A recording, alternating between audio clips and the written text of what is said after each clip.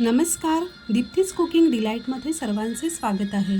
आज आपण पाहणार आहोत एक अतिशय खास आणि पारंपरिक गोड पदार्थ म्हणजेच नारळी भात। सर्वात महत्त्वाचे नारळाचे दूध लागणार आहे आपल्याला।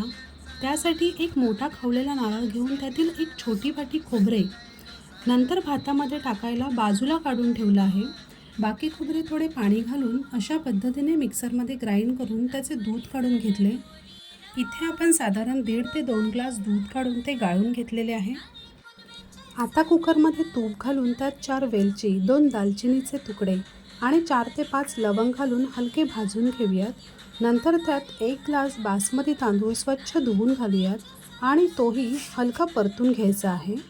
इथे 1 ग्लास तांदूळ होता, त्यासाठी मी 1.5 ग्लास नारळाचे तयार केलेले दूध ॲड केले आहे। बासमती तांदूळ शिजायला वेळ लागत नाही, त्यामुळे इथे 1.5 ग्लास नारळाचे दूध पुरेसे आहे। आता झाकण ठेवून 2 शिट्या काढून घेऊया। इथे भात अगदी मोकळा शिजला गेला आहे।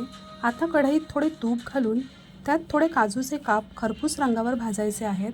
त्यामध्ये नंतर थोडी खसखस ॲड करून किसलेला 1 वाटी गूळ वितळवून घ्यायचा आहे। खसखसची चव भातात अप्रतिम लागते। आधी आपण 1 वाटी किसलेले खोबरे जे बाजूला काढून ठेवले होते तेही घालायचे आहे। आता तयार शिजलेला भात ॲड करून घेऊयात आणि थोडी हळद घालून सर्व एकत्र ढवळून घ्यायचे आहे।